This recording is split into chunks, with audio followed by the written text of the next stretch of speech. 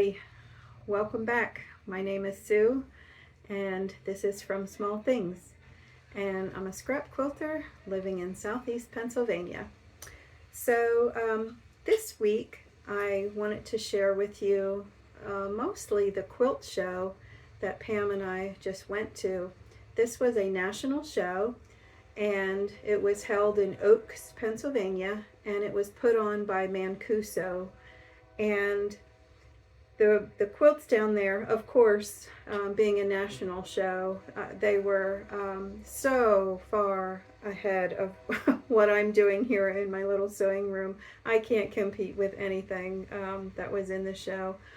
But it's always really nice to go and see what other people are working on and how far they're taking the craft and art of quilting, and what they're able to dream in their head and then actually create in person. It's just amazing. A lot of the quilts down there were one of a kind that were designed by the quilter. So they're not working from standard traditional patterns like I am, for the most part. There were a few down there that I thought I could make myself. But most of them are out of my league. So that was kind of my takeaway from the show, is that when I came home, I felt like my quilting, what I do, is like kindergarten level. And they have like a PhD in quilting. It's a whole different ball game, what some of these people are doing. And it's really nice to see things like that in person, to try and get an idea of how did they actually construct this, how did they put this together, what was their thought process maybe when they were working on it. It's interesting to see the color choices, the kinds of fabrics that they work with, the embellishments that they put on. I did see a good representation of embroidery put on quilts, and a few of them had beading on the quilts as well. And I was also happy to see the amount of handwork in this show as compared to some of the other shows I've recently gone to.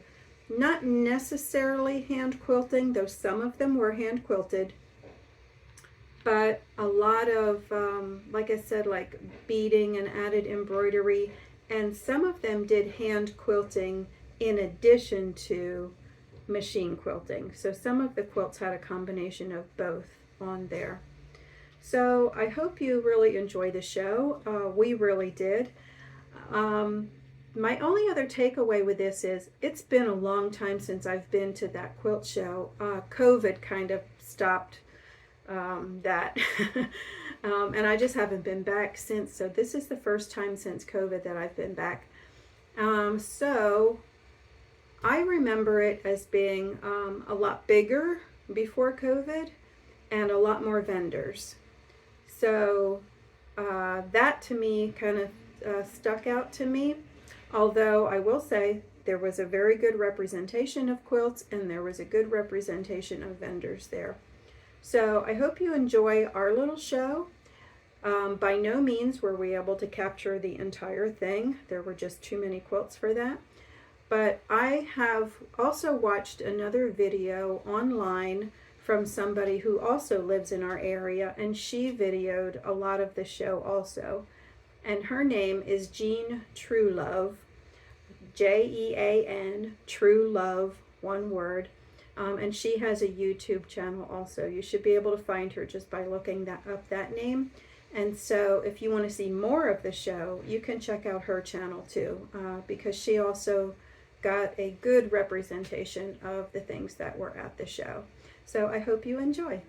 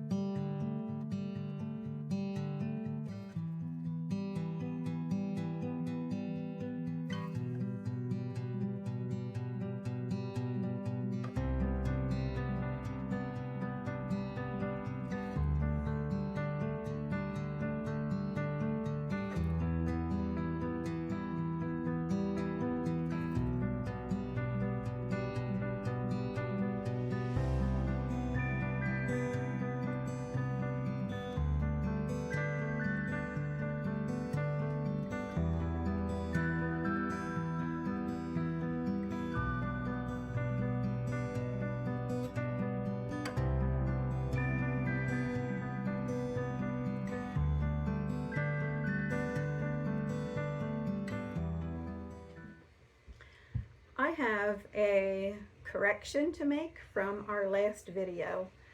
When I was showing and doing a demonstration on how to make quarter square triangles, I used this ruler to draw my lines, and I incorrectly said that the line at the very bottom here was 3/8 of an inch, and that it was smaller than the 1/4 inch that's on this side.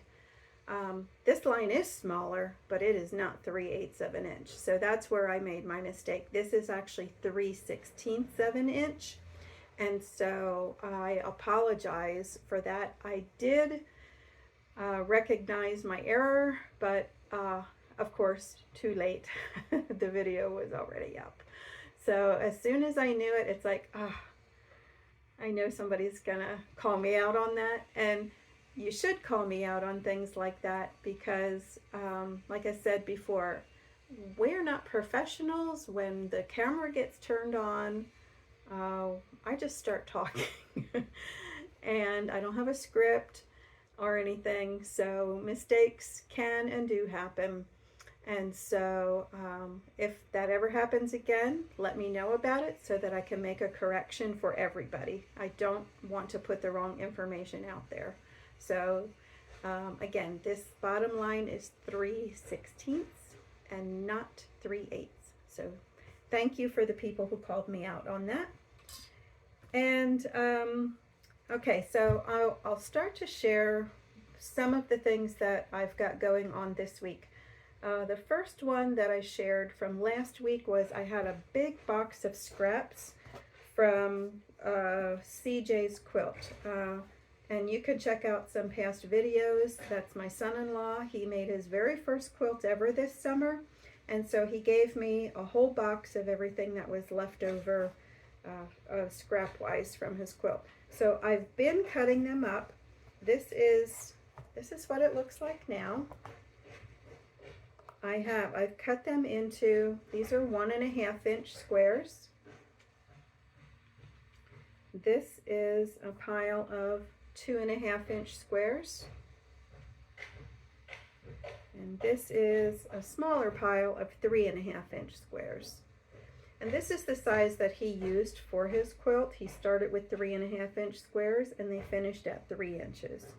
So really, this is all I have left over from the scraps that need to be still processed and cut up. And just one second here. He also included in the box 2 blocks that he did not incorporate into his quilt. So these 2 blocks here will go into my orphan block box, and the rest of these will go into my other boxes where I store these sizes. So I made pretty good progress with that.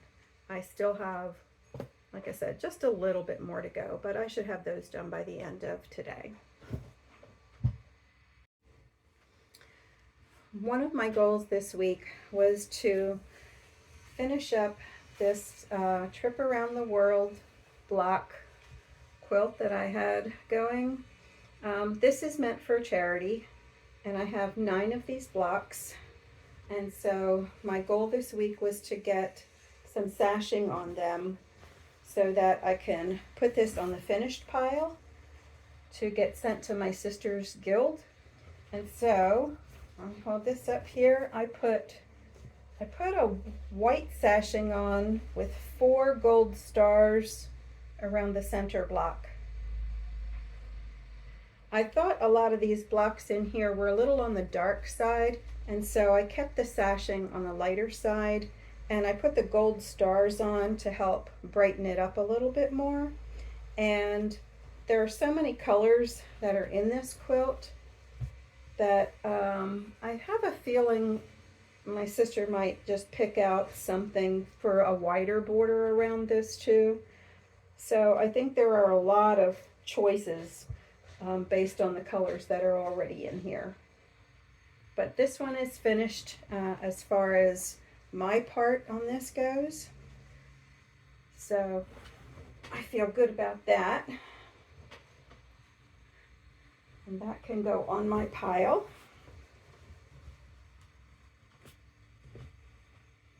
And then one of the other things that I've been working on, pretty much I spent a lot of time on this week, was my checkerboard quilt with these checkerboards here. There are four 2.5-inch squares across by 7 down to make a rectangle. So I have this stack here, and I think this is all I'm going to make.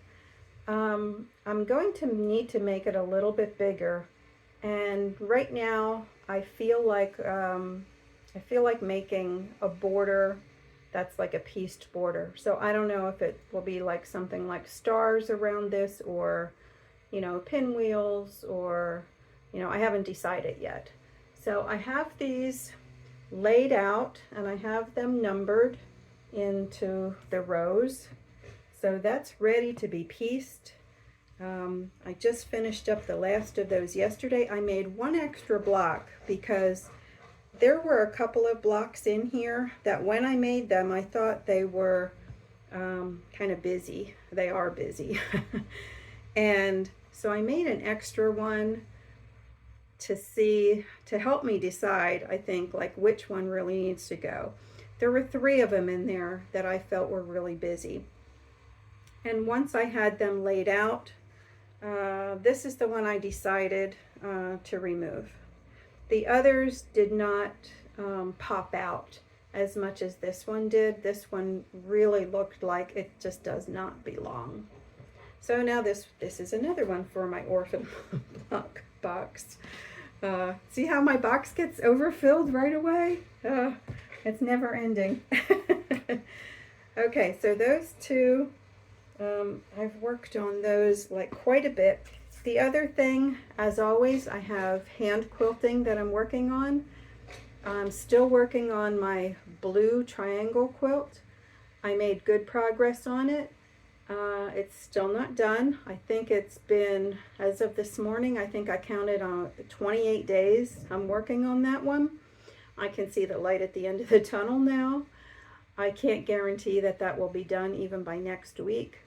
I am on row 8. There are 8 rows in that quilt. I'm on the 8th row, but then I still have to do the border for quilting, and that usually takes me 2 days to quilt a border. And then I'll have to do the binding, and that's another 2 days at least for the binding. I have been able to do a binding in a day. I would rather not.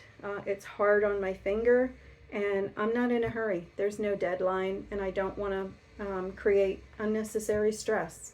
So I always give myself 2 days for binding.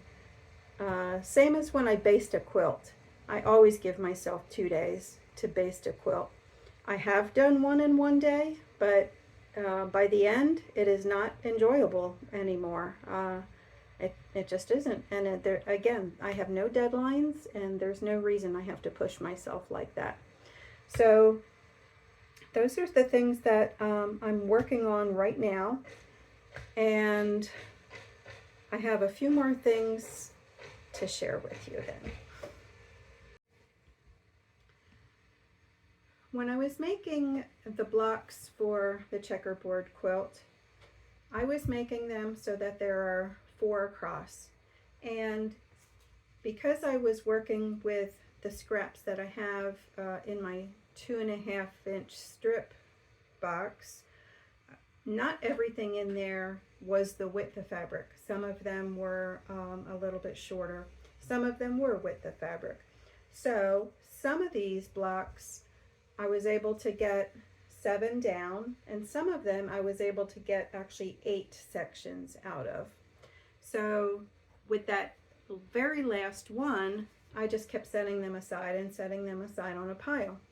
So what I did at the end was I took those and I added one more piece to them, so that they are now 5 across. And the reason I wanted them 5 across is because in my box of 2.5-inch strips from a previous project, I had a lot of strips already in there that were 5 across. So I thought if I make these also now, my leftovers of these 5 across, then I can join them with what's in my box already. And so that's what I did, and that's what this long piece is here. So this is from my current project and from what was already in my box. So it's very long, and I like to keep things like this handy because a lot of times if I'm using like a 45-inch fabric to piece the back of my quilt, a lot of times that's, even when I join those pieces together, it's still not wide enough for the back of a quilt, and I almost always have to put a piece of something in there to make it a little bit wider, and that's why I make things like this. So these I make ahead of time, and I will put this on a hanger in my closet, and then when the time comes, I don't have to then stop everything. I don't have to stop in my tracks and then piece and piece and piece. I can go in my closet. I already have something that's ready to use. So I just sort of piece things like this as they accumulate. So I did that too, and so that will go in the closet for the future. So as we're filming this, this coming Saturday, there is a fabric sale in Ephrata, which I am planning to go to. I don't know which day yet. Pam and I have to work out our schedules to see what works for both of us so we can both go together. But so I will be getting some scrap fabrics and hopefully some nice orphan blocks from there. But I still do have a new acquisition, and this is a bundle of fabrics that was sent to me from one of my viewers, Barbara from Massachusetts. Thank you so much. These are gorgeous. She reached out to me because she needed to de-stash a little bit, and so she wondered if I would be interested. And I said sure, because that's how I get most of my fabric, is from other people who just know they're not going to use it anymore. They've used it in projects and they just need it done now. They need it out of their room. So I get a lot of used stuff. I can't remember the last time I actually bought brand new fabric. I can't remember. Yeah, I don't know. It's been a while. So, and I do love getting things, like this from my friends or, from people reaching out. So I'll share with you some of the things that are in here. They're all winners. They're all wonderful. So these are some of the smaller pieces.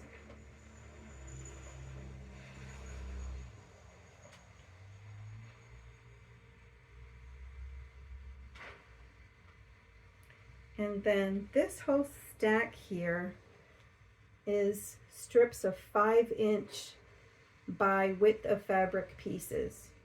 I shouldn't say that not all of them are width of fabric, but I think most of them are. And every one of them is gorgeous. And I can't wait to use these. I'm so excited.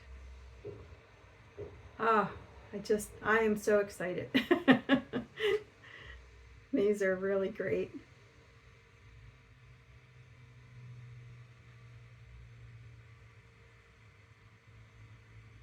So exciting to get a box like this in the mail.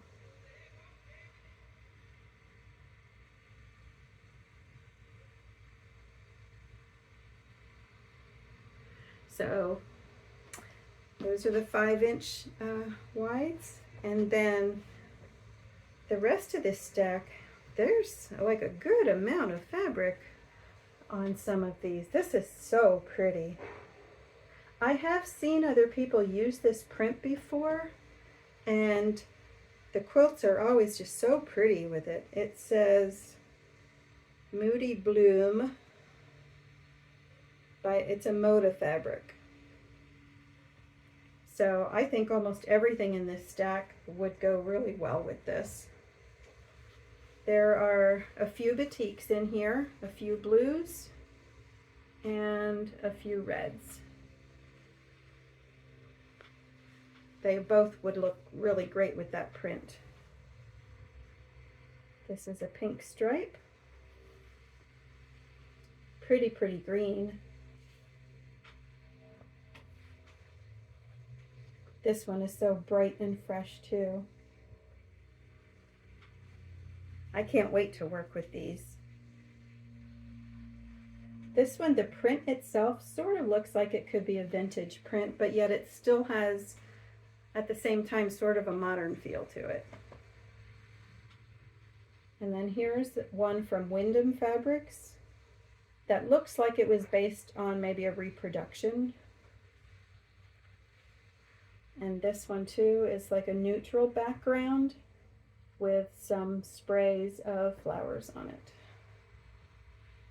And this one, I'm really in love with this one. And there's a lot of it here. It almost looks to me like it could have been from like Moda French General, but there's nothing at all on the selvages of this. So I feel like if it was Moda, the selvages would say that it's Moda. So now I think it's probably not part of French General. I could be wrong though, I don't know. But it's really pretty. So that's got some birds and sitting on some stems of some grasses and flowers. And so this is a new acquisition, and I am so thankful. Again, Barbara, thank you so much. I love it. You hear me talk a lot about my drawer full of 2.5-inch squares, and here it is. This is just in my sewing machine desk, and it's nice to have things like this handy. Sometimes in between projects I will just pull out some 2.5-inch squares, and if there's something that I'm working on, I can just add to it a little bit here and there. And it also allows me to see at a quick glance which piles I really need to start working with when they start falling over, they start overflowing. Then sometimes that dictates which quilts I make, because it's time to clean them up. It's time, you know, there's enough of them that I can then start to make something. I'm certainly won't have enough to make a whole quilt, but it sort of tells me where I need to go next and what I need to work on. So this is my drawer, and that's why the quilt is behind me on the door also. This quilt came out of this drawer, and it started by, I was house sitting for somebody, and I needed something that was easy to take with me to work on while I was at somebody else's house. This one can be made with a jelly roll by using width of fabric strips, but I started it because my drawer here was getting full, very full, and so I couldn't use strips to make this quilt behind me because I was working with squares from my drawer, and my goal was to get some of these piles under control here. So that was all made from individual squares like these that were in my box, and I got a quilt out of it. Now sometimes I might run out of a certain color, like for example, I know in the one behind me there are some pinks in there, and while I may have like a few pinks in my drawer, I didn't have enough that I needed to finish that quilt. So then I will go to my stash and I'll look through my fat quarters or smaller pieces to sort of fill out, you know, the variety that I need for that. But I'm not adding more to my drawer then at the end. Maybe just a few leftovers. There's always leftovers, right? There's always leftovers. So let's go in the other room. I want to lay out a lot of the quilts that have come out of this drawer so that you can see the variety of things that you can make just by collecting 2.5-inch squares. This is kind of a smorgasbord of everything that came out of that drawer. There's a lot. A lot of these will be charity quilts, though not all of them. So So you can see that one laid out now better. So I think that one still needs a border on it. And then these are the 4 that I had originally made, and I didn't really like them because of the Halloween fabrics in there. But they still might be able to be put together through my sister's guild, and I'm sure they can go to a child who would really, really like them a lot. Together, I like them together. It just wasn't what I had in my mind as a finished project for that. This one was my green scraps were getting out of control, and so I made a quilt out of the greens, and I was having second thoughts about sending this one to a charity. It's not too late for me to change my mind yet. I also used in this one, I put a few borders here. This is an inner border, and then this outer border was made by sewing diagonal strips of all of my smaller pieces of neutrals onto some newspaper. And they will finish up 4 inches. Now, because I sewed them on the diagonal, all of the outside edges of these are on the bias. So I went along and I stitched along the outside edge to keep it stable until this is finished. So I'm still on the fence about this one, whether this will go to charity or not. I'm not sure. I really don't know. If the answer is not, and I'm keeping it, then I'll put that on the list of things to be quilted. And let's see, over here I have, these look like they could almost go to the same home. My pinks and my purples in that drawer were getting quite full, and when I work with colors like that, I really expand what it means to be a pink fabric or a purple fabric, because when they're all together like this, there's enough true pinks or true purples that it all works together. This one I used most of the darker pinks and the darker purples. This one I tried to keep mostly the lighter shades of those. And then I put an alternating block in for both of those. That one clearly has the pinwheels, and this has 9 patches, which these 9 patches I had already made. I think I was just making 9 patches to use up some fabrics from, from a separate project, and they've just been sitting around for a long time, and I thought they really looked good in this quilt. So the part that came out of my 2.5 inch drawer was all of these 16 patch blocks for both of these. They're just 16 patches. And then somebody had just asked me in the comment section too if I've ever made just a true checkerboard quilt. And yeah, of course. Yes, I have. And that's what this is. And this has been sitting on my quilt ladder for ages, because I originally made this thinking that this would be the back of a quilt. I didn't make it to be the main part, the front of the quilt. This is really got a little bit of everything in it. And some of the fabrics in here, not really that nice. I mean, it looks great when they're all together. That's kind of the charm of these quilts. And what happened was I put it on the quilt ladder thinking that, it will be the back of a quilt one day. Well, then one day something went on top of this, and then I forgot all about this. So this has been hanging around for years, actually. So I'm not sure of the fate of this one either. But again, these are just all 2.5 inch strips that came out of that drawer. So there's a variety of different things that you can do. So take a look around and maybe you'll get some ideas and get inspired to do something with your smaller pieces also.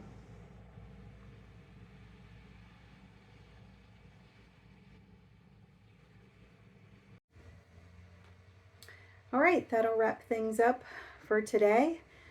Wish me luck at my fabric sale this weekend. Fingers crossed I don't spend too much money there, because the weekend after that, there's another one. So I want to leave a little bit of money for both of those fabric sales. So thank you again so much for joining me, and I hope you all have a nice week, and I'll see you next time. Happy quilting. Bye.